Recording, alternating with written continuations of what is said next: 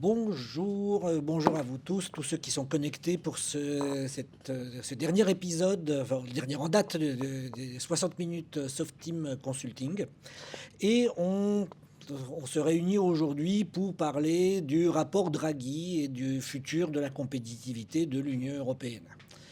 Donc, en deux mots, quels sont les thèmes qu'on va aborder ensemble? Donc, on travaille avec Baran Ndiaye, qui est notre consultant expert en innovation, technologie, que vous avez peut-être déjà vu il y a quelque temps. On a déjà fait une présentation ensemble qui a eu un vrai succès. Et l'idée, c'est aujourd'hui, c'est peut-être prendre un peu plus de recul par rapport à des présentations un peu du type technique, quelque chose qui est tout le temps vrai, tout le temps important. C'est de regarder un peu un espèce de travail d'introspection qu'a fait l'Union européenne il y a 2 ans maintenant, sur les forces, les faiblesses de ce que nous sommes aujourd'hui en Europe, de voir un peu les recommandations que les instances européennes se font à elles-mêmes. L'intérêt que ces recommandations sont aussi des pistes de réflexion, enfin des incitations même très fortes pour les futures réglementations. Or, on sait que voilà, qui dit future réglementation dit un besoin de transformation. Donc là, on va plus pas rentrer dans le détail des transformations, mais en gros voir les axes qu'il faut surveiller. Et puis voir aussi les transformations, les métiers qui correspondent, ce qui correspond à notre métier à nous. Quelque part, sur quoi il faut faire attention, quelles sont les choses qui vont arriver, des inputs à prendre en compte, y compris pour nos stratégies, pour nos réflexions, sur qu'est-ce que nous allons faire dans un avenir entre, on va dire, 1 et 5 ans, c'est l'avenir prévisible. Donc en gros, voilà, on va partir des constats, on va voir les politiques qui vont être appliquées et les projets.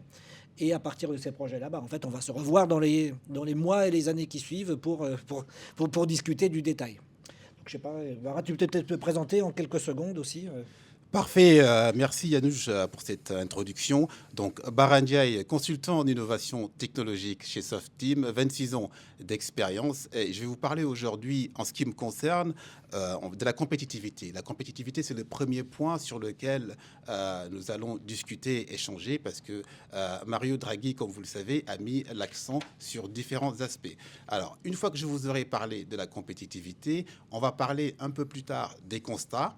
D'accord, des éléments qui sont les piliers et au final, on va vous parler aussi de la confiance numérique. La confiance numérique, c'est un sujet qui nous tient à cœur, vous le savez, avec toutes ces attaques cyber qu'on a connues et la compétitivité sur cette partie-là sera un point non négligeable parce qu'en plus, Docapos, comme vous le savez, est un pilier sûr et bien référencé au niveau français et au niveau européen sur cette partie. Très bien, parfaitement. Donc voilà, donc écoutez, là je vois qu'il y a déjà pas mal de gens qui se connectent à ce call. Donc n'oubliez pas, nous avons aussi notre chaîne YouTube. Vous pouvez nous revoir en replay quand vous voulez et quand vous pensez que c'est important. Très très rapidement, voilà, pour ceux qui ne nous connaissent pas encore assez bien, on est Softeam, la filiale conseil et service de Docapost.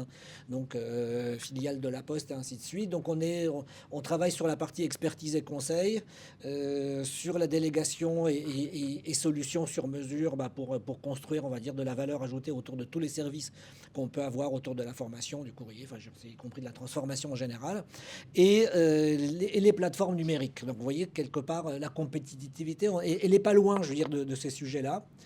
Et donc nous, Softeam, quelque part, ça fait plus de 35 ans qu'on existe en tant que société, sous différents noms, sur différents avatars, mais il y a quand même une vraie continuité d'ADN et de services. Voilà, là, de plus de 215 millions vis-à-vis des derniers chiffres audités. On est plus de 2000 aujourd'hui et on est présent à peu près partout en France.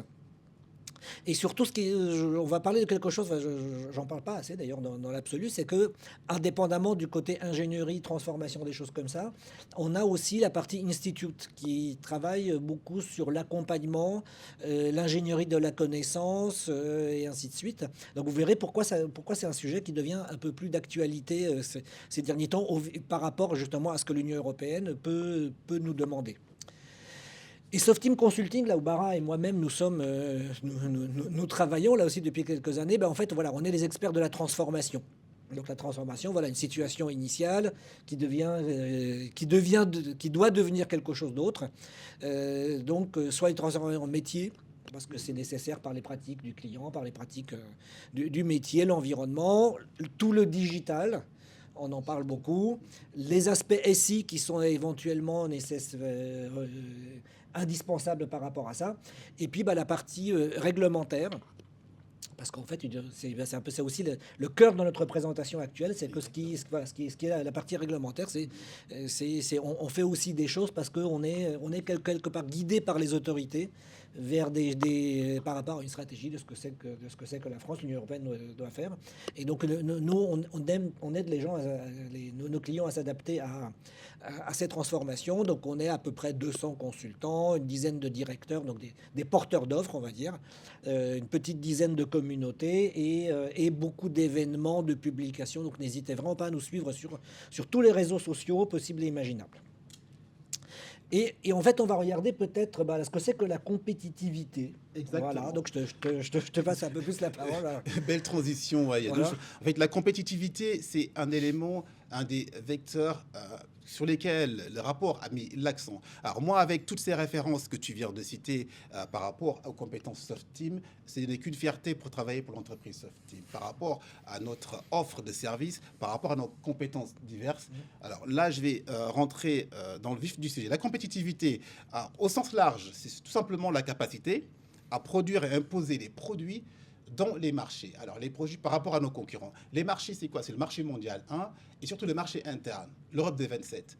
Produisons, c'est ce que dit Mario Draghi, nous sommes un peu en retard. Produisons davantage, c'est normé parce que nous sommes champions sur les normes aujourd'hui, d'accord, et la réglementation. Alors, est-ce que ceci peut être un frein au développement qu'ils souhaitent? On en parlera à une série de questions-réponses plus tard. Donc, la compétitivité, c'est ça. Maintenant, qu'est-ce qui se passe à ce niveau-là? Vous l'aurez compris, les produits au sens large, on va être sur un aspect de développement de quantité massive de services et de produits. Maintenant, il faut que ces produits que nous produisons au niveau de l'UE soient des produits de premier choix.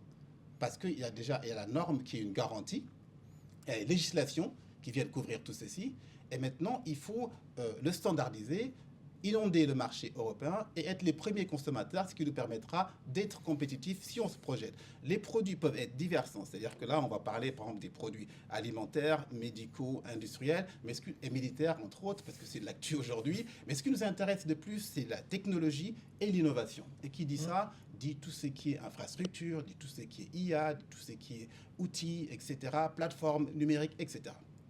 Donc voilà. Est-ce que Yanouch... Non, c'est parfaitement résumé. Voilà, oui. Parfait. Et qui parle de tous ces éléments-là, parle d'un vecteur intéressant, qui est quoi? La souveraineté. La souveraineté, c'est un élément sur lequel, en fait, l'UE et le rapport ont mis un accent principal. Pourquoi? Parce qu'il faut être souverain, il faut être moins dépendant des mastodontes qui sont aujourd'hui la Chine, les États-Unis, notamment sur les technologies nouvelles, sur l'intelligence artificielle, d'accord, avec tous leurs modèles qu'ils nous imposent, OpenAI, ChatGPT, et pour la Chine, DeepSeek, etc. Donc, on ne va pas rentrer dans les détails, on attendra la série de questions et de réponses. Et le second aspect, à part la souveraineté, c'est le maintien du niveau de vie. L'Europe a la qualité de vie que tout le monde envie aujourd'hui, et la qualité de vie, elle est normée, bien sûr, structurée, et il y a des éléments saillants sur lesquels nous, entreprises, aujourd'hui, nous mettons l'accent, qui sont le numérique et la confiance numérique, sujet que je vais aborder en fin de présentation. Tout à fait. Voilà. Donc pour ceci, en fait, on va juste citer quelques exemples. On va se dire que, quelque part, la Chine, sur le marché, par exemple, du lithium et des batteries, d'accord, est en tête et a beaucoup investi. L'Europe, par rapport au rapport Draghi, a un léger retard. L'Europe avait essayé de pallier ça, mais effectivement, il manque de financement. On va l'appeler comme ça, pour être très clair. Donc n'hésite pas. Oui, non, mais on va en parler juste après. Effectivement. Donc, pour rattraper ce gap, on avait créé une entreprise qui s'appelait Northvolt en Suède, mais malheureusement, elle a déposé le bilan parce que le gap était assez conséquent. Donc, le second élément sur lequel on met l'accent, c'est l'IA et les innovations. Les innovations, y compris les semi-conducteurs. Donc, sur ces éléments-là, qu'est-ce que l'Europe a fait? Il a vu que les États-Unis, la Chine et les autres concurrents avaient le vent en poupe, donc il a plus mis l'accent sur la régulation et les normes. D'accord? Et un cadre juridique, ce qui a fait que Google a eu une amende forte récemment, et du coup, c'est un gain considérable pour l'Europe qui peut être exemplaire sur cette partie-là. Alors, un autre élément, c'est que la Chine investit aujourd'hui, qui sont les principaux concurrents, parce qu'il faut les citer. La Chine investit à 2 fois plus que ce que l'Europe investit dans les technologies et les innovations.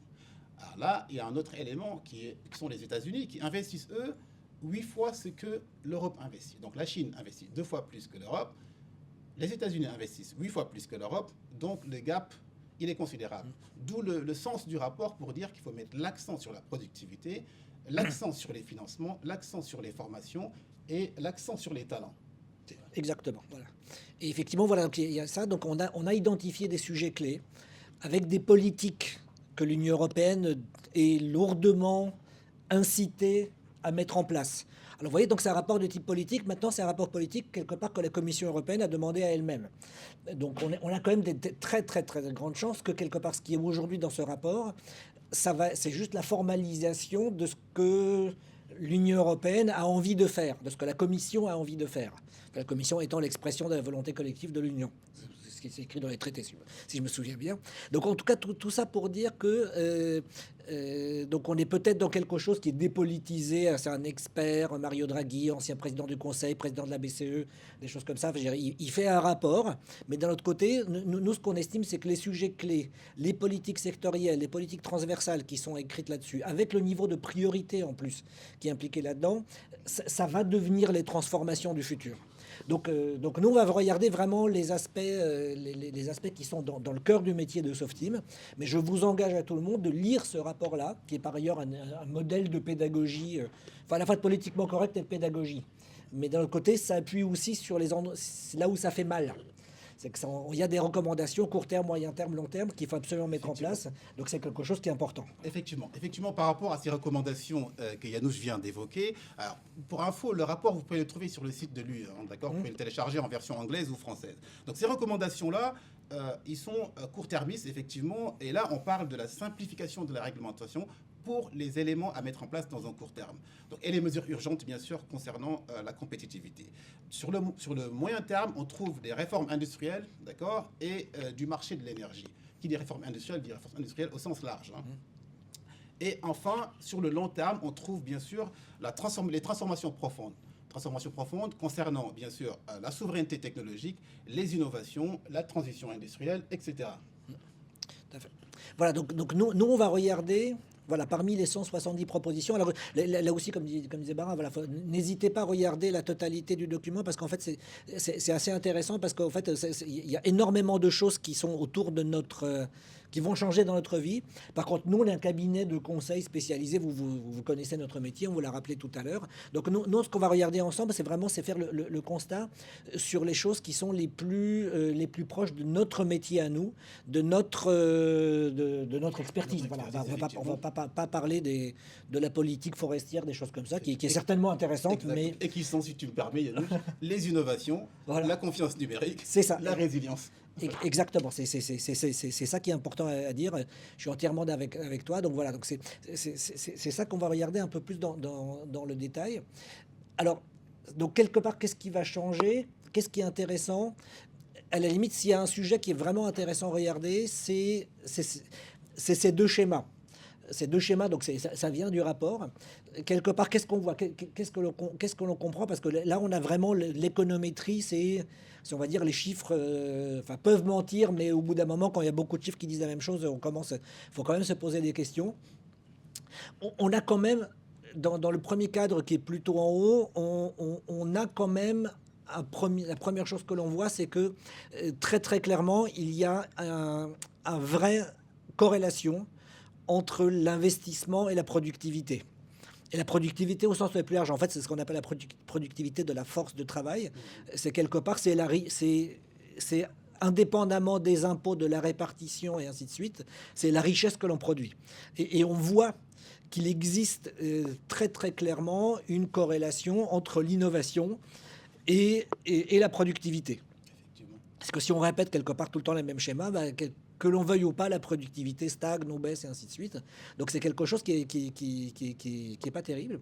Et ce que nous voyons en fait aujourd'hui sur ce schéma-là, c'est que voilà, donc la corrélation est très forte. 2, l'Union européenne en moyenne, c'est très dispersé, mais en moyenne, on est bien en dessous des États-Unis.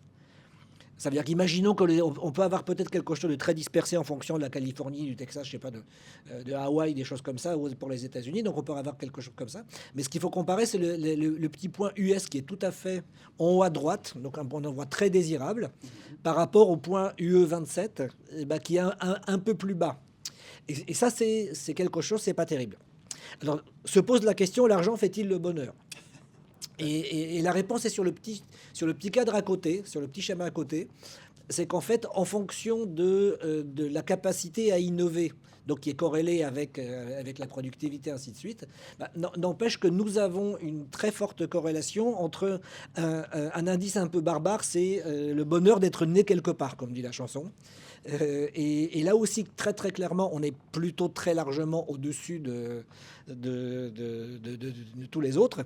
Mais quelque part, on voit, donc c'est l'accès à la santé, à l'éducation, aux droits civiques, enfin, à la paix en général. Et quelque part, on se dit que notre modèle social est très fortement dépendant de notre capacité à innover, dépendant ou en tout cas corrélé. C'est les innovations d'aujourd'hui qui font les progrès de demain. Donc ça, c'est quelque chose, vous voyez, on le voit en termes de chiffres. Et là aussi, quelque part, on se dit, là aussi, les États-Unis sont un tout petit peu mieux. Ça veut dire que ça veut dire que peut-être qu'on est plus content de vivre en Europe qu'aux États-Unis. Effectivement, voilà. En Europe, le bien-être prime sur la capacité de production, voilà. Et la surproduction et les innovations. C'est ça. Mais maintenant, la croissance du bien-être, il est aussi un peu meilleur aux États-Unis. C'est-à-dire que peut-être qu'aujourd'hui, on est content d'être ce qu'on est, mais on se fait rattraper. Donc ça, c'est quelque chose aussi qui devrait nous titiller comme problème politique, social, économique. En gros, pourquoi nous travaillons, quels sont les choix collectifs que nous devons faire. Et surtout, et quelque chose, on va dire un deuxième rapport quand même qui est intéressant. Donc là, vous voyez, vous avez la productivité, innovation, bonheur, donc tout ça c'est lié. Et surtout, ce que l'on voit, c'est que sur du moyen terme, l'Europe, c'est le petit graphique en bas à droite, c'est que le rapport entre la productivité du travail entre les États-Unis et l'Europe, il y a clairement, on sait que quand on se fait la guerre, voilà, la productivité baisse, donc ça on est d'accord.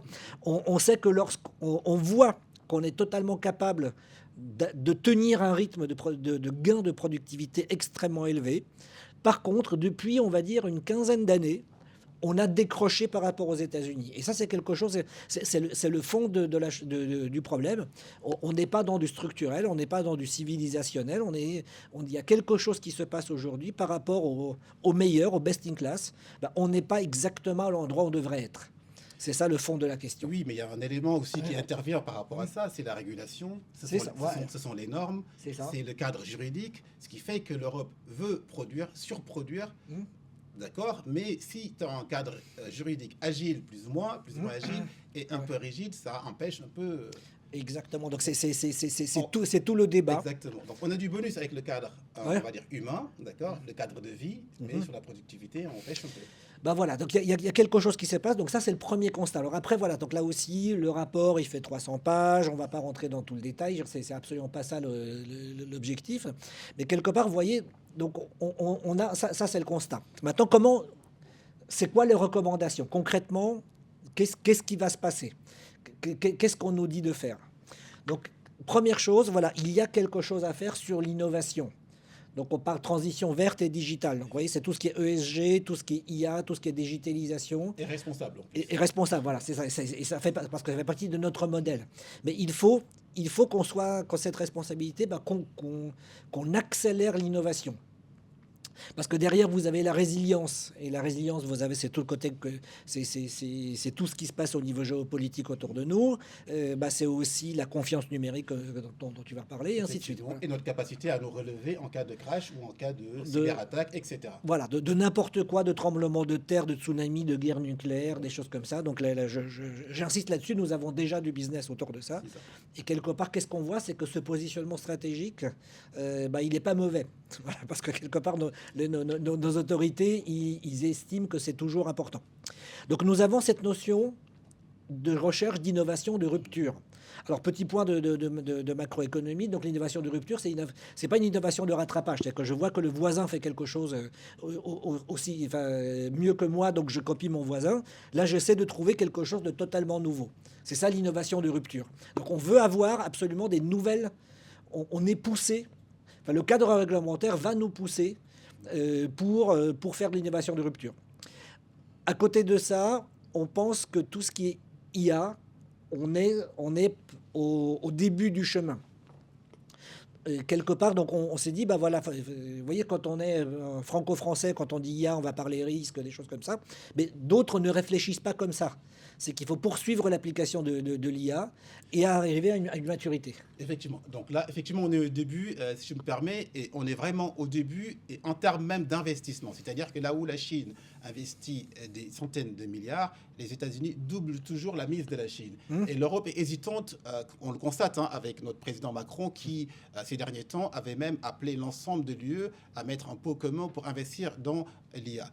Alors, en parallèle, là où aussi on domine dans cette activité, c'est qu'on a un cadre légal bien ficelé qui est connu, c'est l'IA Act aujourd'hui, qui permet aussi de taper sur les autres mastodontes, États-Unis et Chine, quand ils viennent empiéter et mal utiliser nos données ou quand on est victime, par exemple, de cyberattaques ou autres. C'est ça. Et donc ça veut dire qu'en plus de la réglementation, bah, et alors ça c'est quelque chose de nouveau, d'intéressant. Ce qu'on dit, c'est que bah, il faut favoriser les financements. Donc vous voyez, quand on dit favoriser les financements, ça veut dire potentiellement la création d'entités nouvelles. Pour tous ceux qui travaillent dans le domaine de la banque, finance et assurance, asset management, qui sont quand même assez nombreux chez Softeam, pour ne pas dire très nombreux même, bah, quelque part ça veut dire qu'il y a des nouveaux services, des nouveaux processus qui vont être créés pour identifier des projets innovants, pour identifier aujourd'hui comptablement, typiquement, bah, on ne sait pas distinguer une innovation de rupture d'une innovation, on va dire, de copie. Voilà. Et ça pose c'est pas tant que ça pose des problèmes, mais si on veut favoriser l'un par rapport à l'autre, bah, il va falloir trouver quelque chose. Donc ça veut dire que je descends très bêtement au niveau des projets, au niveau de la transformation. Bah, c'est des informations nouvelles qu'on doit exister, qu'on doit créer, qui vont faire partie de la stratégie, de la transformation, du pilotage et ainsi de suite. Et puis les domaines stratégiques, bah, on va parler, bah, la transition verte et des choses comme ça, bah, c'est tout le côté ESG sur lequel on travaille aussi. Bah, quelque part, il faut continuer à faire de la recherche. Il faut continuer à faire de la recherche dans un cadre beaucoup plus à la fois libéré et statutairement identifiable. Et réglementé, effectivement. Ouais, Alors, voilà, ce qui se passe, c'est que autour de ces pôles réglementaires que se feront les projets. Donc, c'est pour ça que même si les exigences du rapport souhaitent que ces innovations et le développement de ces innovations, de rupture ou autres, soient faits dans un court terme, voire moyen terme, il faudra penser au financement. Et c'est là où l'Europe pêche, malheureusement. C'est ça. Et or, et financement, je vous rappelle que le monde de banque, finance, assurance, asset management, c'est un peu quelque chose, chez Softeam, c'est un peu notre territoire historique. Donc mais aujourd'hui, on a déjà un programme Horizon Europe avec, on parle quand même de quasiment d'une centaine de milliards d'euros uniquement sur ces aspects-là. Donc on veut profiter d'un marché qui est particulièrement important. Il y a quelque chose qui est très important aussi, c'est la volonté de créer et d'accompagner les grands pôles de recherche stratégique par des instituts de recherche. Alors c'est le modèle, c'est le DARPA, c'est l'Institut de recherche fondamentale de la défense américaine, qui permet de faire des drones, je sais pas, des chiens soldats robots, enfin tout ce que vous voulez de moderne et ainsi de suite. Mais vous voyez, c'est typiquement des informations comme la voiture sans pilote, le GPS, ça vient de ces gens-là. Donc aujourd'hui, on en a besoin, mais quelque part, c'est qu'il y a une agence de recherche fondamentale qui a travaillé sur le sujet.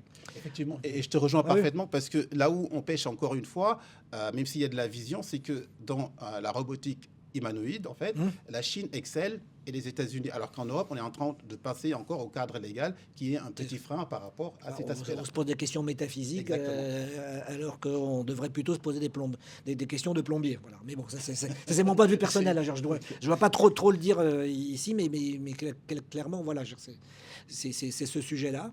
Mais par exemple, très concrètement, ça veut dire que ce qui est explicitement appelé, c'est les normes de type BAL Solvency, sur lequel nous on a beaucoup travaillé, ont vocation à être changés, assouplis, modifiés pour rentrer dans ce cadre-là.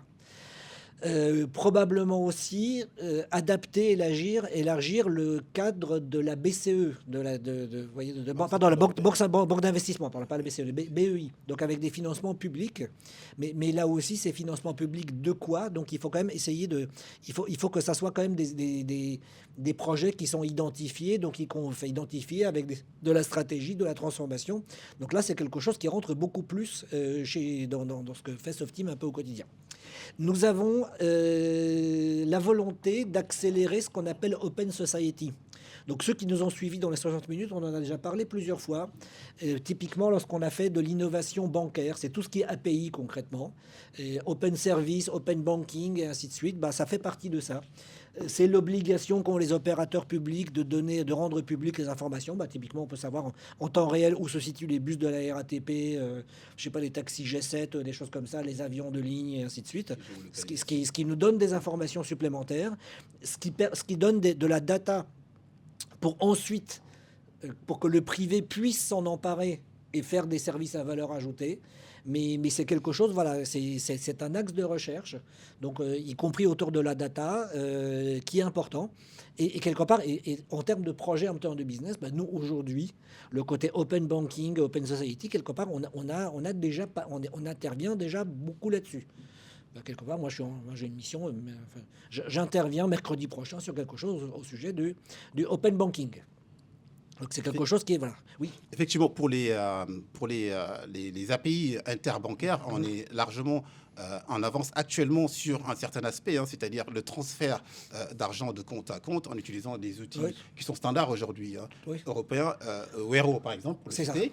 Voilà, et ça permet d'être compétitif sur cet aspect-là et d'être innovant en même temps. Alors, c'est cette différenciation-là par rapport aux innovations qu'on doit mettre l'accent pour prendre le devant, monnayer en fait cette valeur-là, la standardiser et puis la propager dans un espace des marchés internes comme du marché international. C'est ça. Parce qu'effectivement, il y a un truc dans l'open society et dans la taille de l'Union européenne.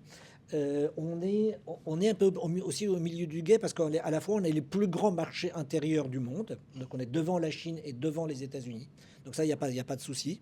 Par contre, on est encore très fragmenté. Or, on sait que l'économie de la connaissance, c'est quelque chose qui est rendement croissant. C'est qu'une fois que j'ai mon idée brillante, si je la vends à 5 millions de consommateurs, j'ai un certain nombre de valeurs ajoutées. Si je vends la même idée brillante à 500 millions de consommateurs, moi, quelque part, ça me coûte autant. Ça ne me coûte pas beaucoup plus cher.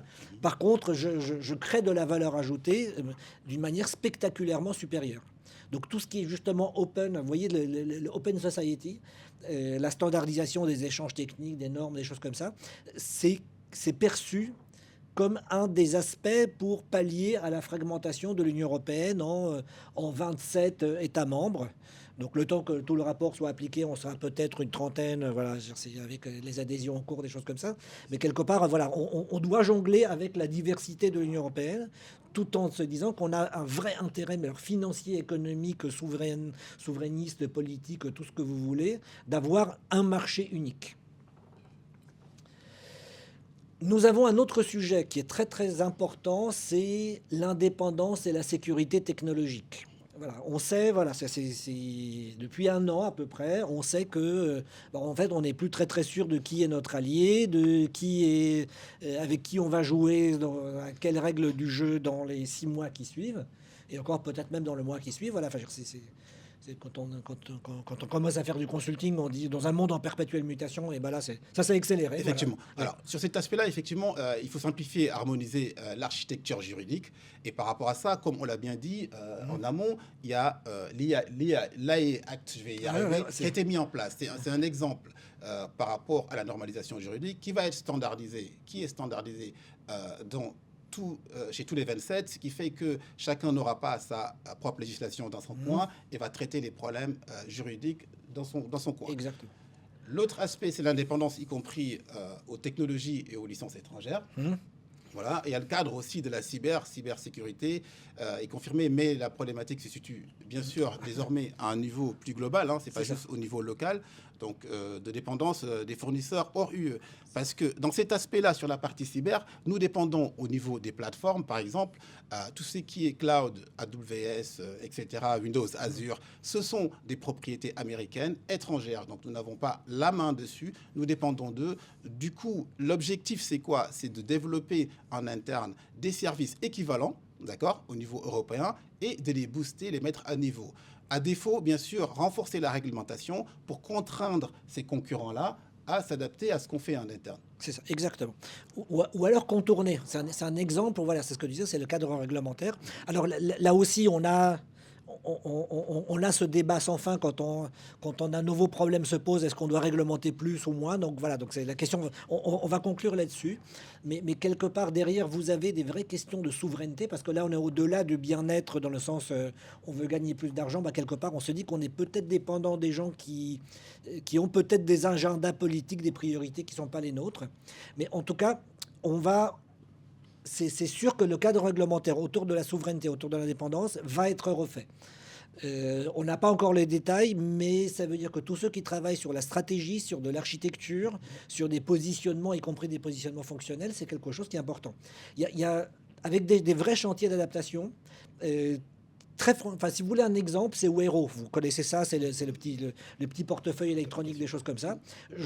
Wero, c'est l'application exacte de la souveraineté de l'Union européenne, parce que nous, en tant que Français, on ne voit pas trop ce problème-là. Mais en fait, il n'existe pas de schéma de dispositif de paiement par carte de crédit au niveau de l'Union européenne. En France, on a carte bancaire, donc, qui nous protège un peu, qui nous cache un peu l'ampleur du problème. Mais vous voyez concrètement, donc, dans le monde des paiements, si je paye par carte, le schéma juridique et technique des paiements par carte dit que le commerçant a une garantie de bonne fin. Autrement dit, il est sûr d'être payé s'il a fait tous les contrôles de sécurité comme il faut. Mais moyennant un ticket d'entrée assez faible, c'est voilà. Par rapport à un paiement, si je demande d'être payé par un paiement, en théorie, je suis obligé d'attendre que ça soit comptabilisé sur mon compte bancaire pour être sûr que je serai payé. C'est pas du tout la même histoire que d'avoir, on va dire, dans une boulangerie, quelqu'un je paye avec une carte et la transaction est faite. Donc, ça veut dire que si on fait Wero aujourd'hui, et on insiste énormément là-dessus, c'est pour ouvrir, parce qu'on n'a pas réussi politiquement, pour ceux qui se souviennent d'un projet qui s'appelle PEPSI, Pan-European Payment System Initiative, qui n'a pas marché. Aujourd'hui, on n'a toujours pas de système de paiement par carte en Europe. Par contre, on peut remplir le même besoin par rapport à un commerçant, d'avoir Wero, donc c'est le fameux Wero étendu aux entreprises, aux particuliers, aux PME, des choses comme ça. Pour que je suis un taxi, je ramène quelqu'un un samedi à 2 heures du matin, le temps que j'ouvre la portière, je peux être assuré que je serai crédité. Le crédit en compte de mon client, quelque part, il est exécuté en quelques secondes, à n'importe quel moment du jour et la nuit, ce qui donne en fait une sécurité de paiement encore meilleure. Mais ça veut dire qu'on a constaté qu'il y avait un problème, on a trouvé une solution, et on est en train de mettre en place cette solution. Et on est en fait qu'au début de la généralisation de Wero dans tous les États membres de l'Union européenne et dans tous les cas d'usage, parce qu'aujourd'hui il y a tout un tas encore entre entreprises, c'est pas encore totalement au point. Mais vous voyez, donc ça c'est un exemple très concret, pratico-pratique, si j'ose dire, voilà, d'un constat stratégique qui devient une recommandation, qui devient un projet. Donc là, on est totalement dans le projet qui correspond. Voilà, il n'y a plus qu'à envoyer vos CV, si j'ose dire. Voilà. Et enfin, il y a... Parce que tu voulais peut-être ajouter sur non, mais Wero. c'est très bien. Wero, tu as bien décrit la gestion des compétences, effectivement. Le rapport met l'accent sur la gestion des compétences. Alors, compétences multiples et diverses à optimiser, d'accord, en termes de formation, en termes de continuité et en termes de mise à jour. D'accord. On va se dire que tu as parlé des projets, c'est parfait. Les projets, nous les voyons dans les secteurs, la technologie et l'information. La communication devrait être le complément de l'éducation et de la recherche.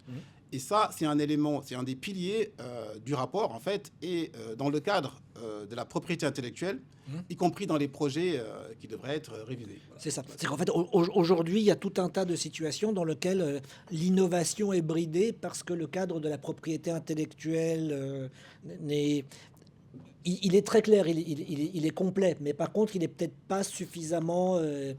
il n'est pas forcément assez rassurant, si j'ose dire. Voilà. Donc il y a des choses qui restent dans leur coin, qui sont pas diffusées parce que le sujet n'est pas assez clair. Donc quelque part, on va beaucoup insister là-dessus. Donc c'est y compris, c'est un appel aux idées, un appel aux initiatives, des choses comme ça.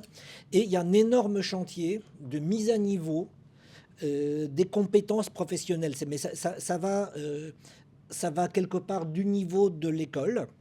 On voit les tests PISA qu'on est bon, mais ça se dégrade. Voilà, il faut dire les choses clairement. On est encore très bon en termes de recherche fondamentale en Europe. Et on veut garder, par contre, il nous manque le côté, comme on dit, le ruissellement. C'est comment la propriété, voilà, comment ça descend. Vous voyez, c'est l'exemple, ce qu'on veut surtout éviter. C'est un modèle de développement qu'a aujourd'hui qu'à l'Inde, c'est qu'ils sont capables aujourd'hui de faire des choses très sophistiquées, d'envoyer des sondes automatiques dans l'espace et de les faire revenir. Par contre, il manque juste de compétences pour fabriquer des machines à laver ou des voitures. Et ça veut dire que la totalité du spectre doit être couverte. Et avec un énorme appel, justement, c'est que l'éducation de type public, étatique n'est pas suffisante. Donc très probablement, le partage des connaissances entre les entreprises, les universités, le public au sens le plus large qui soit, quelque part, ce cadre-là sera révisé. Effectivement, et ça relève du gap, en fait. Alors, on a parlé tout à l'heure du mode de vie, du bien-être. Au niveau européen, en fait, tous les échelons, tous les jalons sont bien structurés et respectés. Et le gap de l'Inde que tu viens de citer est un exemple flagrant des pays émergents aujourd'hui. Et ce qui n'est pas notre modèle. En parlant de modèle, on parle du modèle Soft Team Consulting aujourd'hui comme un institut fortement encouragé. Parce qu'au niveau de Soft Team, effectivement, nous avons des talents, nous avons des compétences que nous partageons entre départements. Et ça, c'est un élément factuel qu'il faut standardiser et le partager au niveau de l'Europe. D'où le rapport qui pointe du doigt là-dessus en disant qu'il manque de la formation, de la continuité dans la formation, notamment dans les domaines innovants, et le transfert et l'échange et l'interopérabilité des consultants, par exemple, au niveau de la zone UE. Mais probablement jusqu'à y compris l'ouverture de nos formations. Aujourd'hui, on forme beaucoup de gens dans le monde de l'entreprise, mais très très probablement, un des enjeux, ça sera justement peut-être d'élargir notre base de formation, de se rapprocher, de coupler plus les centres de compétences par rapport aux entreprises, par rapport aux universités. Donc, quelque part, ça aussi, c'est quelque chose sur lequel nous travaillons aujourd'hui. Donc, c'est du concret, c'est du réel. Voilà, donc, avec des enjeux justement de transformation au niveau du groupe La Poste qui sont très, très importants. Qu'est-ce qu'on peut dire d'autre? Voilà, donc parce que vous voyez, pour revenir à cette histoire je vous ai parlé un peu comme modèle reposoir, donc c'est l'Inde, mais regardez un truc très très important, à quel point la Chine, elle a ce mix de compétences entre des travailleurs peu qualifiés mais nombreux et pas chers, jusqu'à la main d'œuvre qualité, on va dire bac plus 2 pour fabriquer des électroménagers, la main d'œuvre, on va dire bac plus 4 pour fabriquer des choses beaucoup plus sophistiquées et à la commande et ainsi de suite, jusqu'aux instituts de recherche les plus pointus. C'est ce modèle-là que l'on aimerait surtout ne pas perdre.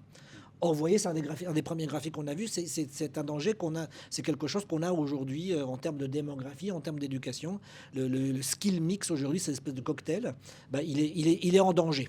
Donc, il faut absolument travailler là-dessus et travailler avec les entreprises, donc avec nous, dans le cadre des projets. Qu'est-ce qu'il y a d'autre? Voilà, donc forcément, il y a le renouvellement des compétences qui est bien mentionné. En fait, le non-renouvellement des compétences est bien mentionné sur plusieurs lignes dans le rapport. Et il y a des recommandations et des préconisations qui ont été faites, notamment sur le court terme, moyen terme et long terme. Donc, les termes de compétences est cité dans presque chaque page, comme je l'ai dit. Et une personne qui part en retraite n'est pas forcément remplacée par une personne à compétences égales, voire une personne multicompétente, en fait, si on peut élargir les compétences de la personne. Donc, l'autre aspect, c'est la main-d'œuvre compétente et la base d'une société prospère de notre modèle social. Donc, la main-d'œuvre, elle peut être qualifiée, mais être qualifiée ne veut pas dire forcément qu'on est compétent dans certains domaines d'activité. Donc, la diversification des compétences, la formation en continu et pour atteindre la productivité qui est préconisée dans ce rapport. Voilà, mais c'est un énorme sujet, y compris politique, et parce que derrière, voilà, parce que ça c'est franco-français, mais derrière la gestion de la productivité de la main-d'œuvre, vous avez tout bêtement la notion de modèle des retraites. Voilà, pour parler du truc public. Voilà.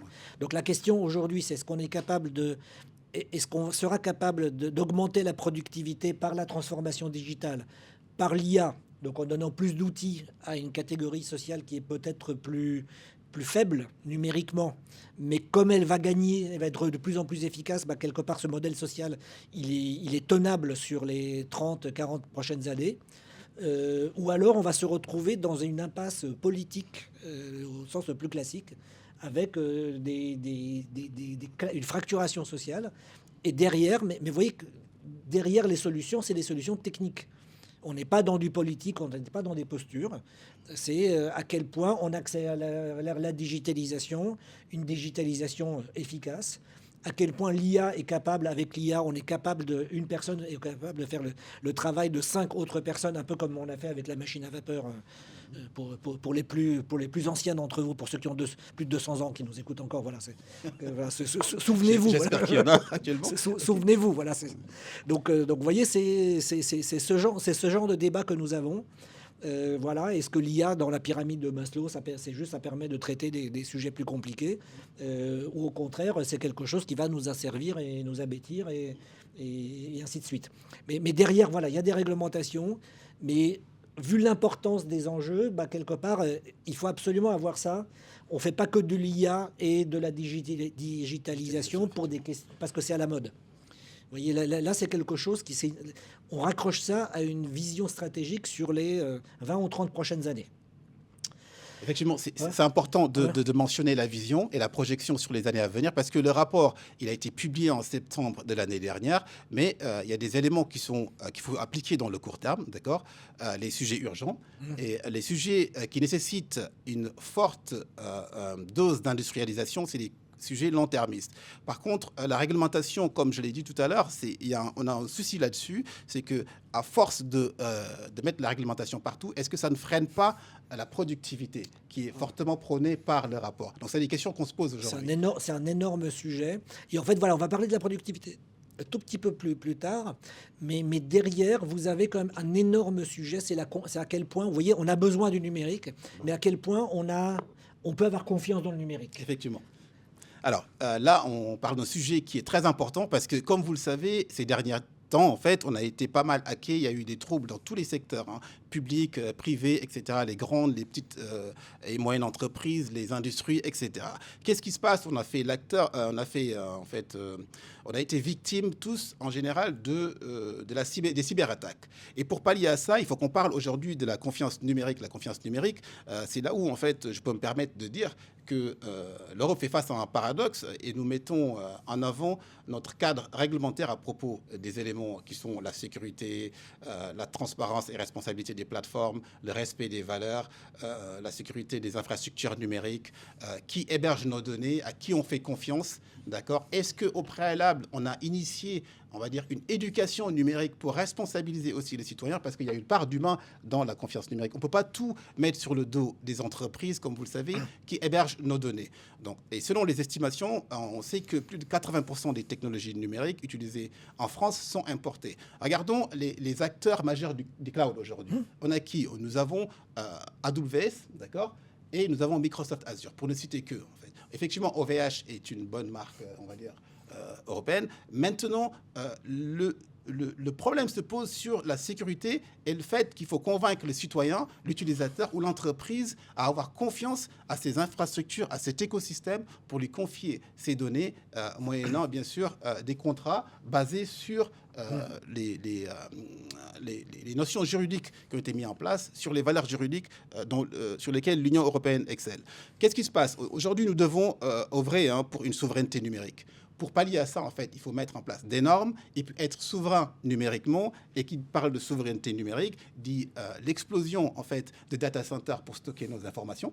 Donc ça, c'est le premier élément.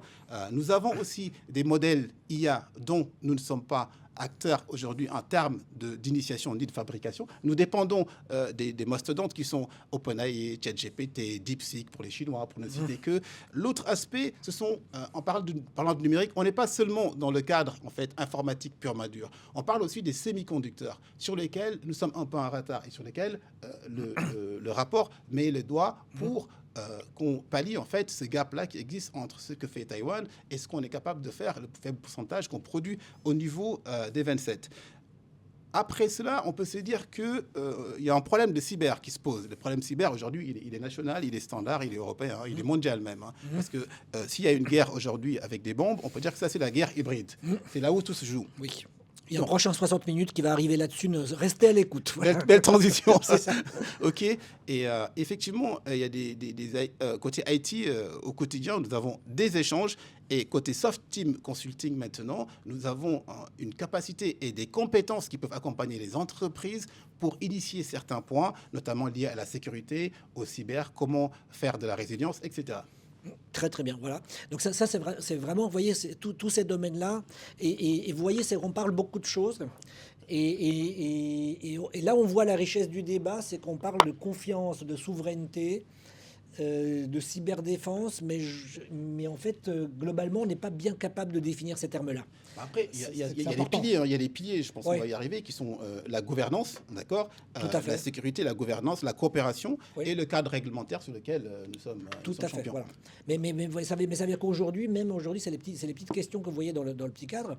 C'est que voilà, on se dit, est-ce qu'on est capable de se dire à qui je peux faire confiance, à qui je dois faire confiance, et à qui j'ai envie de faire confiance.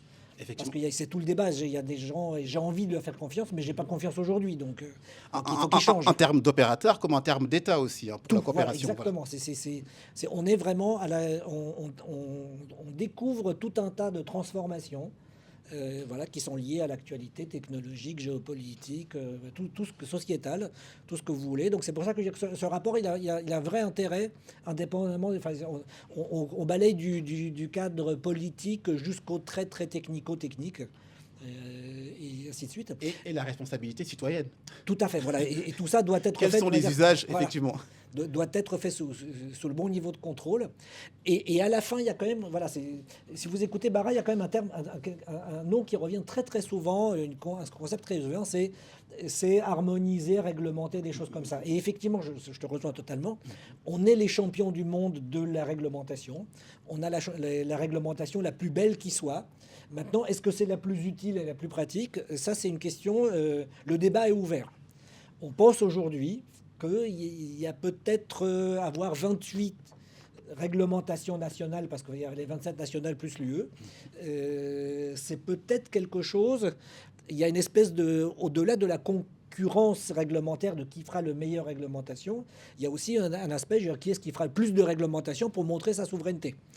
Et ça, c'est quelque chose qui, fondamentalement, est une source d'ennui, parce que ça veut dire qu'on passe beaucoup plus de temps à essayer de comprendre et à appliquer notre propre réglementation, là où les Chinois, les Américains n'en ont qu'une. Donc il y a une perte d'énergie absolument folle pour un avantage. Et finalement, on se fait plaisir vis-à-vis d'un modèle social. Mais d'un autre côté, on a vu que c'est dans l'autre sens que ça marche. Vous voyez, les petits graphiques, c'est le modèle économique qui implique un modèle social et pas l'inverse. C'est pas parce qu'on est vertueux qu'on est riche, c'est dans l'autre sens. On est riche, on devient vertueux parce qu'on a les moyens de la vertu. Voilà. Oui, mais alors en Europe, il y a un paradoxe, encore une fois, le mot revient plusieurs fois, parce qu'on va être riche, on va avoir le bien-être et on va être vertueux. Voilà. C'est-à-dire qu'on peut mettre une réglementation. Mais là, c'est tout un débat, voilà, qu'on peut avoir pendant des heures. C'est dans quel sens ça doit marcher. Et on se dit, aujourd'hui, on est allé très très loin dans le sens je suis vertueux.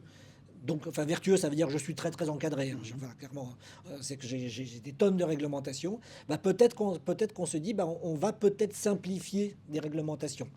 C'est un appel aux régulateurs de se dire, bah voilà, mettez un peu d'ordre dans ce que vous faites, mettez un peu de visibilité, un peu de stratégie. Donc ça veut dire que c'est quelque chose qui peut vraiment beaucoup nous impacter. Enfin, ce qui est écrit noir sur blanc, c'est par exemple, c'est l'interdiction, hein, je veux dire, dans les textes, de la surtransposition des directives.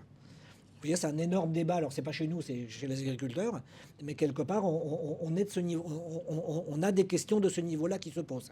Effectivement. Alors, sachant qu'aujourd'hui, en termes, on peut Mmh, parler de oui, la résilience encore, on va oui, revenir dessus, parce que tout à qui fait. parle d'innovation aussi, de productivité, parle aujourd'hui de cyber, parle de résilience, en fait. Mmh, Parce qu'il faut avoir une forte capacité à se c'est ça. relever en cas d'attaque, que ce soit le service public, privé, dans n'importe quel pays des 27.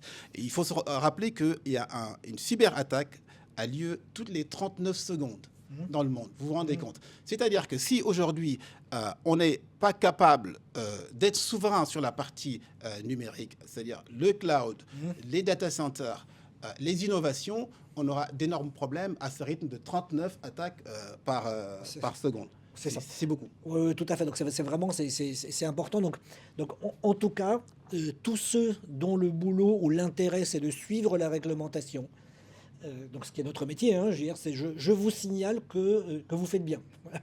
Que c'est un sujet d'avenir, que tout ce qu'on voit, c'est que le cadre réglementaire, quelque part, il y a un appel à l'accélération du cadre réglementaire. On verra dans quel sens ça va bouger. Est-ce que ça va simplifier ou est-ce que ça va plutôt se complexifier? Est-ce qu'on va ajouter des couches sur des surcouches ou au contraire, est-ce qu'on va simplifier les choses?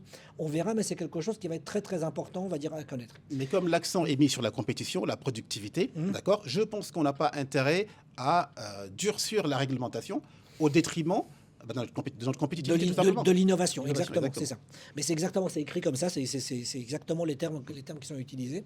Donc voilà, donc là on a fait un peu le tour, voilà, des quatre sujets qui sont importants pour nous.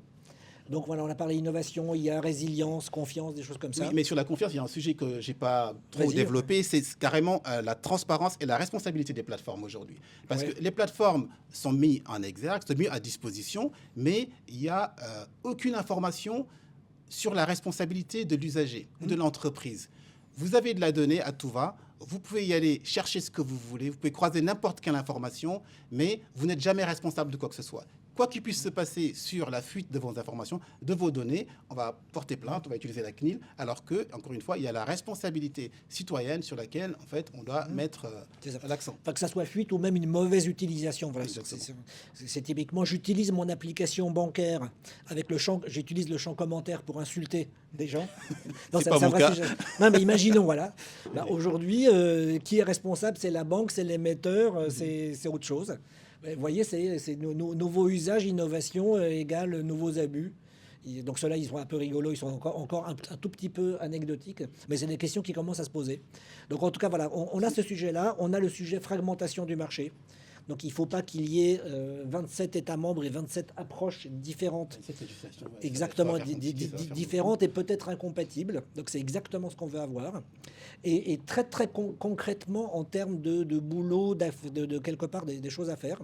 Donc ça veut dire que nous on reste à l'écoute. Voilà, on va se revoir très régulièrement On va se voir très régulièrement. sur ces sujets-là. Voilà. Effectivement. Et d'autre part aussi, un élément que j'ai pas mentionné tout à l'heure, selon les estimations en fait du rapport, il est important de noter que 80% des technologies utilisées ne sont pas européennes. Et donc ça, c'est un peu dommage dans le domaine des innovations. Voilà, c'est ça. Ouais, ça, c'est dommage. C'est ça. Du coup, c'est ce que Mario Draghi dit haut et fort. Il faut injecter du financement. Il faut encourager et favoriser les innovations diverses, industrielles, technologiques, etc. Et il faut, tout en gardant un bon cadre de vie via, bien sûr, la juridiction. C'est ça. Donc ça veut dire que qu'est-ce qui va se passer?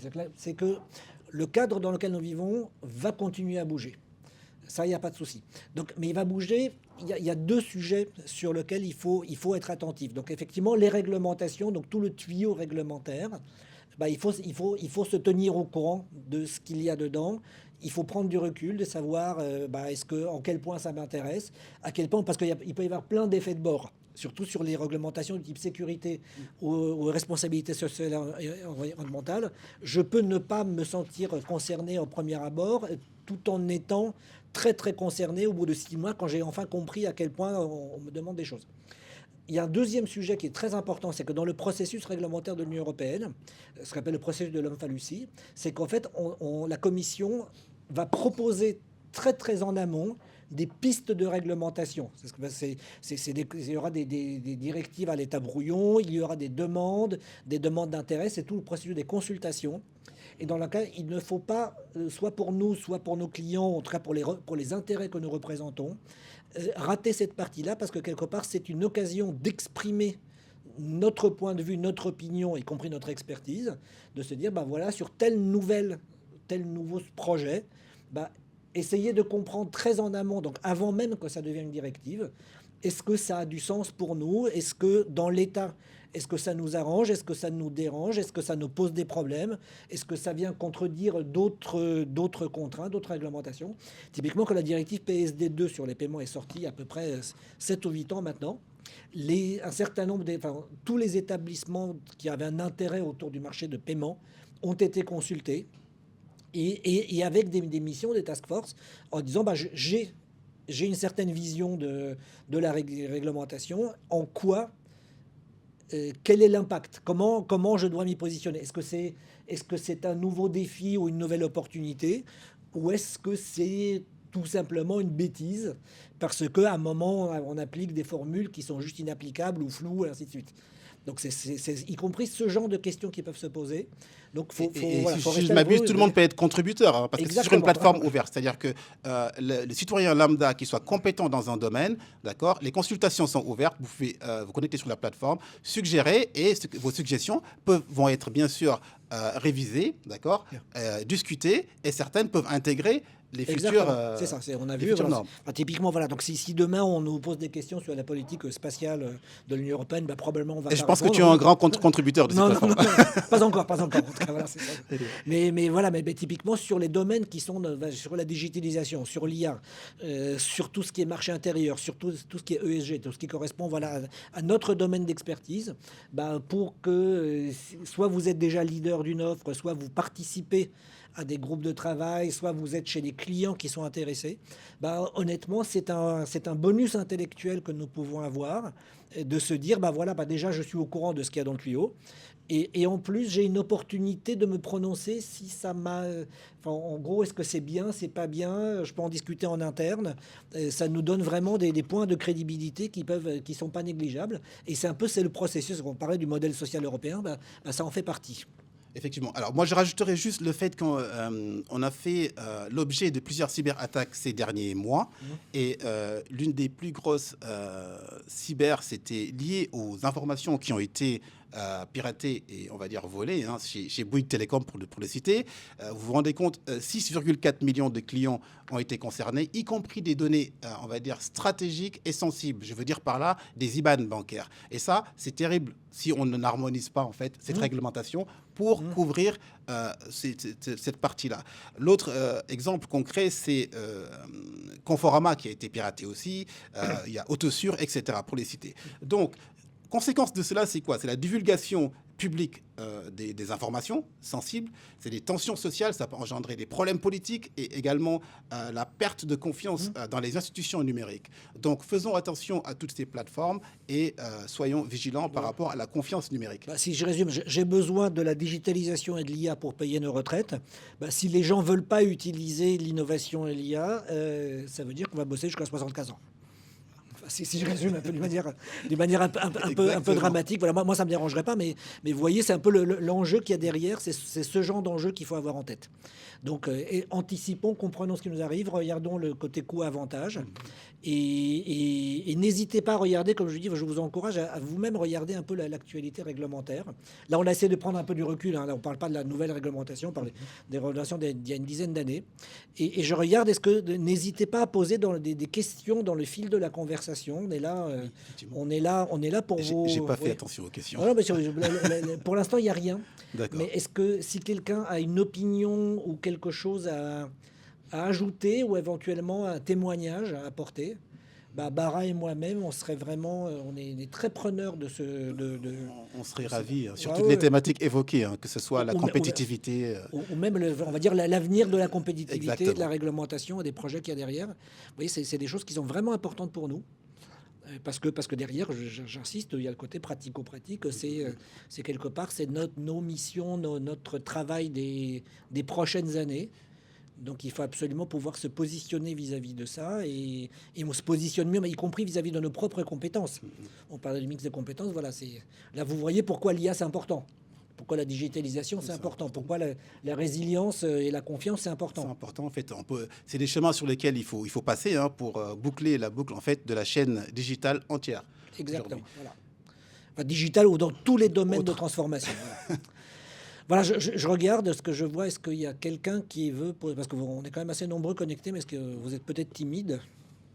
N'hésitez pas, il y a pas de mauvaise question. Peut-être qu'on les a pas laissés réfléchir aussi. Hein. Ouais, on a beaucoup parlé, ça c'est On est vrai. des passionnés. Ouais, c'est ça.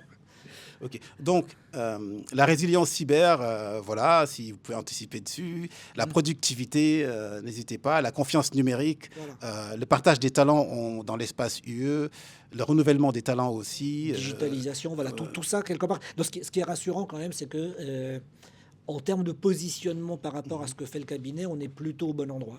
Donc ça c'est bien. Exactement. Donc on va accompagner nos clients vers des sujets qui sont considérés comme importants, y compris au lieu le plus haut. Et voilà, il y a une question effectivement de Patrick. Est-ce que sur le retard pris par l'Union sur les solutions cloud ne paraît pas rattrapable avec les investissements et la pression américaine? Écoute, moi c'est une excellente question. C'est que en gros la question c'est est-ce qu'on doit faire sur le cloud un peu ce qu'on a fait sur les cartes de crédit? Autrement dit, foutu pour foutu, on imagine autre chose. Ou est-ce qu'on doit plutôt investir sur l'OVH? C'est une bonne question. Effectivement, moi j'ai une partie de la réponse, hein, Patrick. Ouais. L'idée c'est quoi? C'est qu'il faut... Mario Draghi pointe le doigt là-dessus, c'est-à-dire qu'il préconise le fait d'injecter des fonds, de financer cette partie-là. Mais cette partie-là, on a une longueur de retard, hein, ça il faut se l'avouer, parce qu'aujourd'hui, AWS comme Microsoft Azure ont vraiment pris le large. Ce qu'il faut faire, c'est plus blinder, si je peux me permettre l'expression, les normes juridiques sur cette partie-là, et essayer effectivement, dans une politique commune, d'injecter beaucoup de fonds là-dessus pour essayer de pallier, en fait, d'équilibrer les choses. Voilà. C'est qu'en fait, première chose, on pourrit la vie réglementairement aux gens qui font de AWS ou Azure, voilà, première chose, parce qu'on dit que c'est compliqué, des choses comme ça.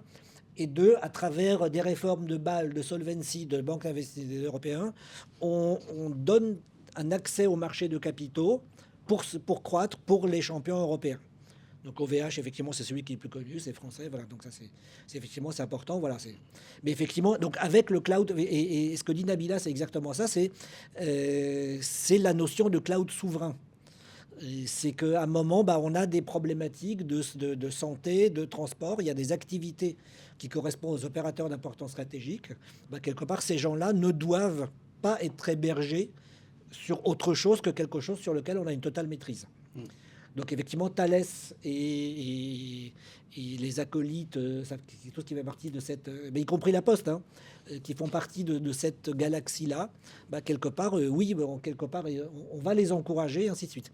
Il y a un deuxième sujet qui est, en termes de cyber-résilience qui est en train de poindre, c'est se dire que les établissements financiers, à cause des directives du type DORA et ainsi de suite, on a pris une énorme avance en termes de souveraineté, de résilience et ainsi de suite. Ce qui techniquement est vrai. La question est, ces gens-là, pour des questions de capacity planning, ils ont des capacités de traitement et d'hébergement qui sont structurellement très largement supérieures à leurs besoins. Parce que ça fonctionne comme ça, parce qu'on ne sait jamais, voilà, il faut être prêt à la prochaine panique, des choses comme ça. Ce qui veut dire, c'est qu'à un instant T, au niveau du système financier, on a des capacités d'hébergement et de cloudification inutilisées, potentiellement disponibles. Or, on sait qu'on a fait ça à l'arrache en Ukraine. Ils ont fait ça, ça a très bien marché, de faire en gros d'héberger la poste, la police, les chemins de fer sur le réseau bancaire. Finalement, ça a arrangé tout le monde, ça a arrangé le pays, ainsi de suite. Donc il y a aujourd'hui un sujet comme ça de se dire à quel point certains établissements qui sont déjà intégrés dans le meilleur niveau de souveraineté, ou en tout cas qui sont en avance sur les autres, est-ce qu'ils ne doivent pas, eux, entraîner d'autres services qui sont, pour un tas de raisons culturelles, financières, techniques, en retard. Effectivement, cette capacité inutilisée que tu viens d'évoquer, Yanouch, c'est assez simple à mon sens. Le rapport, qu'est-ce qu'il dit? Il dit plus de productivité. Et quand on parle de cette partie-là, c'est-à-dire qu'il faut savoir imposer aussi, carrément, ce marché-là, il faut aller s'imposer ses produits là-dessus, tout ce qu'on produit. D'accord, que ce soit surproduit ou sous-produit, il faut l'imposer. Sinon, on va avoir toujours une capacité inutilisée, notamment chez OVH, et que les autres continueront à prendre le large. Voilà, mais concrètement, ça veut dire peut-être que demain, on demandera à BNP Paribas d'héberger la SNCF. Par exemple. Voilà, c'est parce qu'il y a le côté réseau, il y a le côté sécurisation. Voilà, c'est quand je dis la SNCF, et peut-être que la Poste fera l'éducation nationale. Mais vous voyez, en termes de culture, en termes de législation, en termes justement, ça fait les économies d'échelle, il n'y a pas de souci, ça fait du 2 en 1. Mais en termes de faire travailler, nous on a l'habitude de travailler entre les postiers et les banquiers, ça c'est notre ADN. C'est gratuit, c'est évident. Mais vous voyez, je sais pas, vous faites travailler la Société Générale et l'Éducation nationale, il peut y avoir un choc de culture, un choc de technologie, ainsi de suite. C'est-à-dire qu'il faut un vrai pilotage. Mais d'un autre côté, vu l'enjeu politique et économique qu'il y a derrière, c'est un débat. Je pense que ça va être tranché dans cet axe-là. Puis c'est un truc qu'on a découvert à l'arrache en Ukraine, et ça a bien marché. Est-ce qu'il y a d'autres questions, remarques ou préoccupations? Parce que là, on a débordé, mais c'est à bon escient. Hein, je veux dire, on a débordé, on s'est juste focalisé sur l'essentiel, sur les innovations, la productivité, etc. On n'a pas parlé de l'industrie alimentaire. On a vaguement parlé des sujets sur lesquels on a quelque chose à dire. Voilà, c'est ça. J'ai aucune opinion sur la future réglementation sur le yaourt. Est-ce qu'il y a d'autres personnes qui ont encore des questions? Ah, voilà. Ok, très bien, merci Nabila. Sinon, moi, ce que je vous propose, voilà, on va s'arrêter ici. Merci pour toutes les personnes qui étaient là, donc c'est intéressant. Et pensez aussi qu'il y a un replay sur notre chaîne YouTube, d'une part, et puis restez à l'écoute parce que quelque part ce sujet-là, la confiance, la cyber, les réglementations, les transformations, c'est quelque chose sur lequel nous allons pas mal communiquer encore cette année avec plus de détails, et ainsi de suite. Merci encore. Merci beaucoup à vous très bientôt. Et à très vite.